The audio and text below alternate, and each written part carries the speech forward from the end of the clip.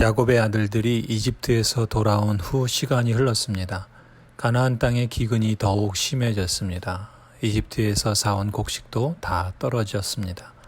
야곱은 아들들에게 이집트에 다시 가서 먹거리를 좀 더 사오라고 말합니다.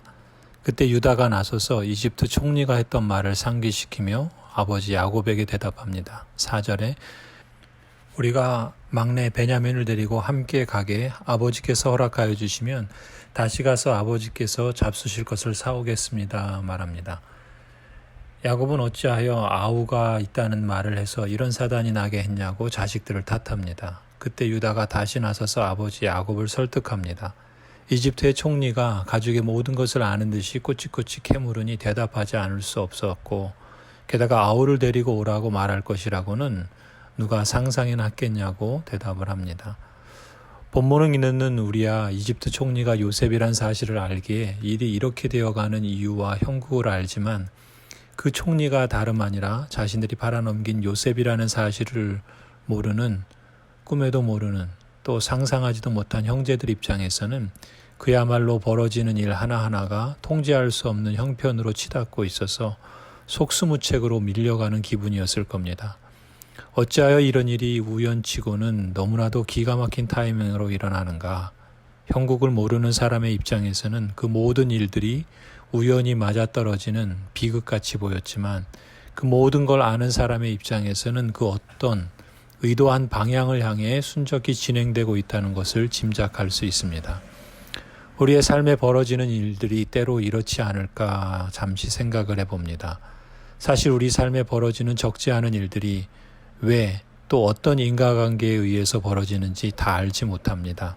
그럴 때 우리는 대개 마치 무엇에 홀려 밀려가는 듯한 느낌을 가질 때가 있지요. 그런 일이 더군다나 원하지 않는 어려움이거나 뜻하지 않은 고통이라면 더욱더 우리는 무력해질 뿐입니다. 그런데 만일 그 모든 일들의 형국과 인과관계를 하나님이 다 알고 계시고 또 하나님이 그 가운데 함께 계신다는 것을 우리가 인식한다면 우리가 삶을 대하는 자세가 조금은 달라지지 않을까요?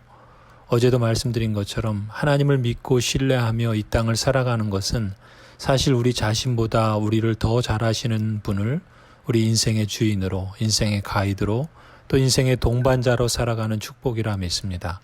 우리를 안내하시는 분에 대해 우리가 좀 더 알고 또 좀 더 자주 그분을 만나고 좀 더 신실하게 그분의 뜻을 따른다면 우리의 삶은 그분으로 말미암아 은혜와 평강이 주는 혜택을 더 잘 누릴 수 있으리라 믿습니다. 본문으로 다시 돌아와서 보면 야곱은 지금 진퇴양난의 상황에 처해 있습니다. 이집트로 곡식을 구하러 가자니 막내 아들 베냐민을 보내지 않을 수 없고 또 베냐민을 보내자니 혹 그 아들마저 잃어버릴 것 같은 두려움과 걱정이 앞서고 그때 유다가 다시 나섭니다. 8절에 보면 유다가 아버지 이스라엘에게 말합니다. 제가 막내를 데리고 가게 해주십시오. 그러면 우리가 곧 떠나겠습니다.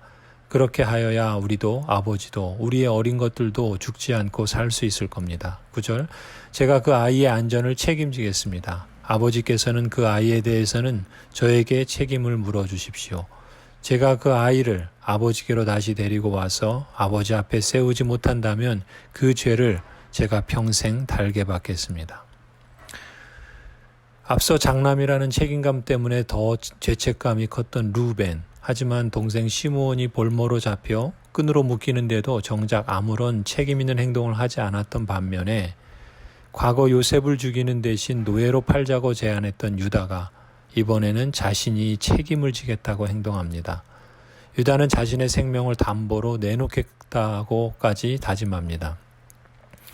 유다의 책임 있는 행동은 하나님께서 섭리하시고 진행하시는 숨은 역사에 의미 있는 응답으로 남게 됩니다. 무엇보다 이제까지 역기능적인 가정으로 어둡기만 했던 이스라엘 공동체에 소망의 빛이 보이기 시작한 것은 어쩌면 이런 유다의 책임 있는 행동에서 비롯되었다고 해도 과언이 아닐 것입니다. 공동체의 구성원들이 하나같이 남을 탓하고 또 책임을 지려고 행동을 하지 않을 때 그 흐름을 깨고 자신이 책임을 지겠노라고 한 것은 앞으로 전개될 하나님의 은혜의 역사를 실감하는 좋은 계기가 될 뿐 아니라 과거에 범했던 과오나 수치까지도 씻고 새롭게 되는 계기가 될 수 있다고 봅니다. 가정이나 교회의 역사에서도 마찬가지죠. 가장이나 가족 구성원 한 사람의 책임 있는 행동, 또 성도나 지도자 한 사람의 책임 있는 행동이 그 공동체를 다시금 살리고 하나님께서 펼쳐주실 새로운 미래를 여는 방아쇠가 될 수도 있고, 또 과거의 허물과 상처와 죄책감을 씻고 자유케 되는 계기도 될 수 있다고 봅니다. 여러분의 가정과 또 우리 교회의 역사는 어떠한가요? 현재는 과거와 연결되어 있고 또 현재는 미래를 열어가는 중요한 선택의 시점이라 할 수 있습니다. 기도하기는 현재 우리가 속한 공동체에서 우리 각 가정들이 또 우리 교회가 건강한 과거와 소망 있는 미래를 열어가는 책임 있는 삶을 세워갈 수 있기를 간절히 기원합니다. 아멘.